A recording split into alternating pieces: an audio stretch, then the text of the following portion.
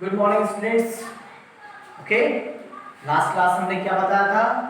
Last class हमने बताया था आपको कि बैलेंस शीट अकाउंटिंग इक्वेशन में बैलेंस शीट को कैसे बनाते हैं और बैलेंस शीट और अकाउंटिंग इक्वेशन का कोरिलेशन। बैलेंस शीट हम फाइनेंशियल ईयर के लास्ट में बनाते हैं, लेकिन अकाउंटिंग इक्वेशन जो हमारा है चैप्टर अकाउंटिंग इक्वेशन, वो बैलेंस शीट से कैसे रिलेट करता है वो मैंने बताया था। और आज हम today we are discussed about the effect of transactions on accounting equations. So what is transaction? Transactions तो हम जानते ही हैं, हम सभी जानते हैं ट्रांजैक्शंस बिजनेस में या कभी भी हम किसी चीज से किसी से भी लेन देन करते हैं तो उसको हम ट्रांजैक्शन कहते हैं। तो यहाँ पे ट्रांजैक्शंस बिजनेस में भी बहुत सारे ट्रांजैक्शंस होते हैं। हम कैश कभी कैश में कुछ सामान खरीदते हैं, सामान बेचते हैं, ठीक है, सामान खरीदते हैं, सामान बेचते हैं, किसी से उधार में सामान खरीदते हैं, कभी कुछ फर्नीचर खरीदते हैं, मशीनरी खरीदते हैं, कभी क्रेडिटर्स को पे करते हैं, कभी उधार में भी बेचते हैं। तो there are number of transactions in a business. तो उसी ट्रांजैक्शंस का इफेक्ट हमारा अकाउंटिंग इक्वेशन में कैसे होगा, चलिए देखते हैं। हम जानते हैं assets accounting equation based on this formula asset is equal to capital plus liability, जो कि बैलेंस शीट में भी फॉर्मूले में भी हमने बताया था कि हमारा कैपिटल और लायबिलिटीज ये दोनों मिला के हमारा एसेट्स के बराबर होता है। There are number of assets, is it? There are number of assets. हमारा एसेट्स बहुत सारा होता है। क्या क्या होता है हमारा एसेट्स? होता है cash, debtors, machinery, buildings, stock, तो नंबर ऑफ एसेट्स। ओके, और हमारा कैपिटल, कैपिटल क्या था मैंने पिछले बहुत बार बताया, एक बार फिर से मैं इसे बता देता हूँ। कैपिटल जो पैसा हम बिजनेस में को स्टार्ट करते समय जो पैसा लगाते हैं उसे हम इसके लिए कैपिटल कहते हैं।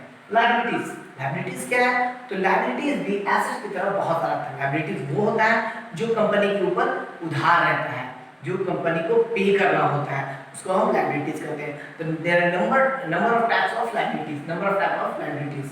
क्रेडिटर्स होगा, बिल्स पेबल होगा, फिर से आपका बैंक का लोन होगा, हम किसी से लोन लेते हैं।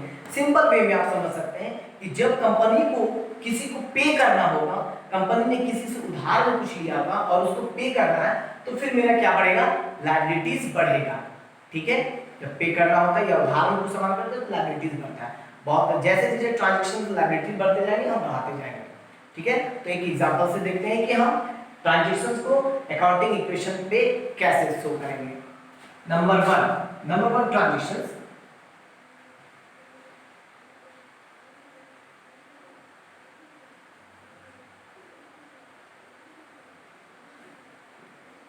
क्या लिखा है मैंने?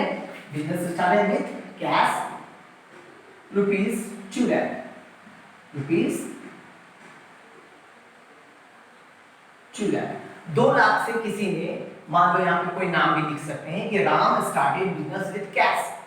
ठीक है, तो यहाँ पे business started with cash ₹2 lakh means किसी ने बिजनेस स्टार्ट किया है अपना किसके साथ? कैश के साथ। उसने बिजनेस में कैश लगाया और अपना बिजनेस स्टार्ट किया। उसके पास कैश थे 2 लाख का, उसने बिजनेस स्टार्ट किया। तो डियर, कैश हमारा क्या होता है? एसेट्स। कैश हमारा एसेट्स होता है। तो हम कैश के साइड में एसेट्स में कैश लिखेंगे। और बिजनेस में जब भी हम कोई पैसा लगाते हैं उसको क्या कहते हैं? अभी मैंने बताया कैपिटल। तो मेरा क्या बढ़ेगा? कैपिटल बढ़ेगा। ध्यान से देखिए, business started with cash ₹2 lakh, यानी 2 लाख उसने कैश लगाया, तो हमारा क्या बढ़ जाएगा? हमारा कैश, पहला ट्रांजैक्शंस, हमारा कैश 2 लाख से बढ़ जाएगा। यानी हम कहेंगे कि बिजनेस में अभी मेरे पास कैश कितना है? 2 लाख है, और जितना हम कैश लगाएंगे उतना ही मेरा कैपिटल बढ़ेगा। तो 2 लाख का कैपिटल बढ़ेगा इज इक्वल टू, अभी लायबिलिटीज कुछ नहीं है, 0, और इधर अभी कोई भी एसेट्स नहीं है। तो पहला ट्रांजैक्शन यहां से स्टार्ट किया हमने, बिजनेस स्टार्ट किया 2 लाख का, तो उसने कैश 2 लाख बढ़ाया और कैपिटल भी 2 लाख बढ़ाया। आगे नेक्स्ट,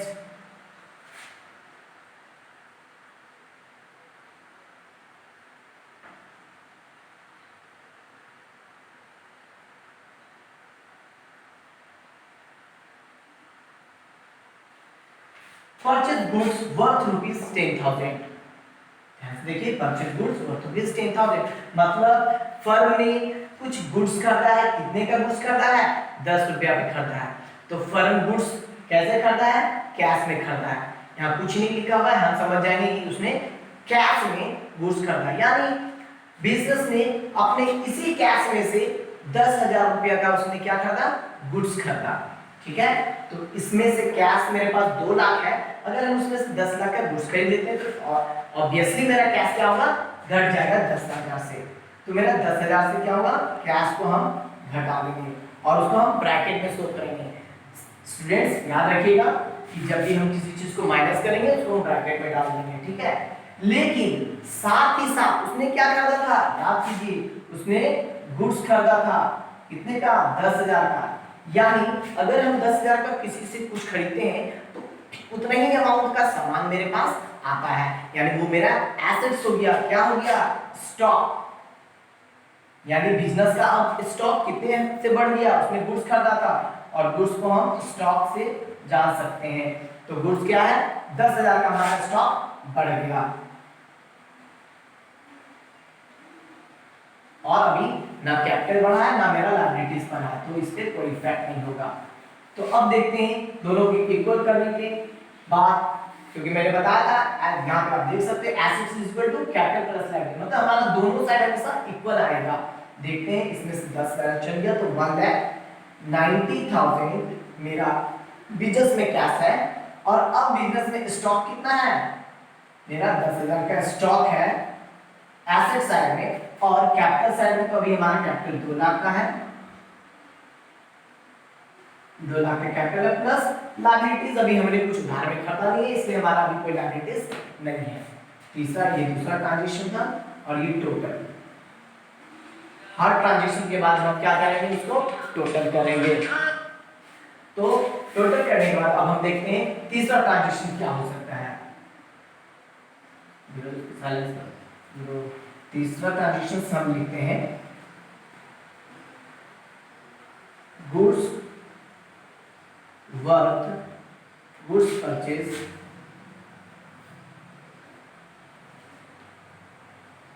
ऑन क्रेडिट।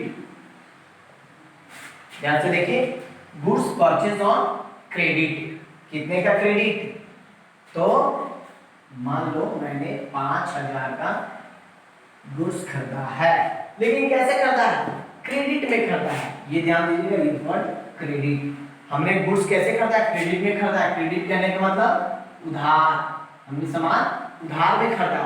और जब हम कंपनी, जब फर्म उधार में कोई सामान खरीदेगी तो हमारा क्या बढ़ेगा, हमारा लायबिलिटीज बढ़ जाएगा। लायबिलिटी साइड में हम क्या लिख सकते हैं कि में हमारा क्रेडिटर्स बढ़ जाएगा। जब भी हम कुछ खरीदेंगे उधार में तो हमारा क्या बढ़ेगा, याद रखिएगा, हमारा क्रेडिटर्स बढ़ जाएगा।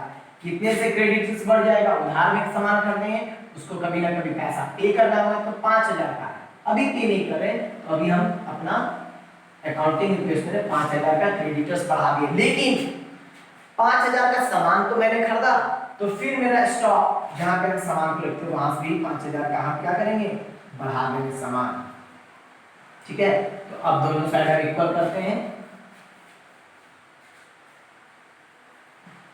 तो हम कहेंगे, अब हम देखते हैं कि क्या है, हमारा क्रेडिटर्स 5,000 से बढ़ गया, 2 लाख अभी भी मेरा कैपिटल वैसे ही पड़ा हुआ है, इज इक्वल टू इधर 1,90,000 का कैश है, अभी हमने कैश से कोई ट्रांजैक्शन नहीं किया है, और टोटल स्टॉक अब हमारा क्या हो गया है, टोटल स्टॉक अब हमारा हो गया है 15,000 का स्टॉक मेरे पास आ चुका है। ठीक है, यहां तक समझ में आ गया। Total number 3 transaction. Next transaction, मान लो कि जैसे कि अभी हमने 5,000 का क्या खरीदा, उधार में सामान खरीदा, तो कभी ना कभी कंपनी तो जिससे उधार में खरीदा उसको पे करेगी। तो अगर पे करती है मींस कंपनी पे ₹5,000 of to his creditor, to his creditors, मतलब उसने 5,000 अपने क्रेडिटर्स को पे कर दिया, यानी 5,000 का क्रेडिटर्स था, हमने उसको क्या किया, उसने 5,000 का क्रेडिटर्स पे कर दिया। पे कैसे किया होगा, कैश पे किया होगा, तो जैसे ही कैश पे कोई इफेक्ट आएगा तो हम देखेंगे कि कैश का इफेक्ट क्या है, क्या वो प्लस किया है, क्या उससे जा रहा है या कैश हमारे पास आ रहा है। फिलहाल यहाँ पे हमारा कैश जा रहा है, तो हम कैश से क्या करेंगे, 5000 कैश से तुरंत माइनस कर देंगे, ब्रैकेट में डाल देंगे, और इफेक्ट में ऑफ स्टॉक में भी कोई इफेक्ट नहीं हो रहा, और हमने 5000 यहाँ से भी माइनस करना है क्योंकि मैंने 5000 क्रेडिटर्स को पे कर दिया। तो अब मेरा ट्रांजैक्शन देखते हैं, क्रेडिटर्स मेरा 0 हो गया, 2 लाख मेरा 2 लाख का मेरा कैपिटल है, 15000 का अभी भी मेरे पास स्टॉक है, और अब 5000 1,85,000 का अभी मेरे पास कैश है। तो अभी मेरा देखो हर सिचुएशन में हमारा assets is equal to liabilities हर सिचुएशन में इक्वल आएगा। वैल्यू हमारा अकाउंटिंग इक्वेशन यही कहता है कि हमारा assets is equal to capital plus liabilities क्या आएगा, हमेशा इक्वल आएगा, मींस टोटल ऑफ एसेट। अब हम एक एग्जांपल लेते हैं सेल्स का। मान लो किसी कंपनी ने, क्योंकि कंपनी तो कुछ चीज सेल करती है, कंपनी सेल करती है, सेल्स लिखेंगे, company sell goods of rupees 5000, 5000 का गुड्स उसने बेचा, कंपनी ने 5000 का गुड्स बेचा इन कैश, इन कैश। तो कैश में उसने क्या किया, 5000 का गुड्स उसने बेचा, यानी कैश में, अगर हम कैश में कोई गुड्स बेचेंगे तो पैसा मेरे पास आएगा, और जैसे ही पैसा आएगा तो हम 5000 से कैश को क्या करेंगे, बढ़ा देंगे। मेरे पास हमने सामान बेचा और पैसा आया, हाँ सामान भी बेचा, सामान मेरे पास क्या है, माल कितना है मेरे पास, गुड्स, गुड्स को हिंदी में हम लोग माल कहते हैं। तो स्टॉक कितना है मेरे पास, 15000 का, इसी 15000 में से हमने बेचा होगा 5000 का, तो इससे 5000 अब माइनस कर देंगे, और फिर हमारा देखो इधर इक्वल, इधर कुछ इफेक्ट नहीं पड़ेगा। तो अब हम इक्वल करते हैं, ये मेरा हो गया फिर से 1,90,000 का हो गया, और इधर 10,000 का हो गया, और मेरा इधर 2 लाख एज यूजुअल मेरा बना हुआ है, और क्रेडिट मैंने पे कर दिया, इसको पे कर दिया।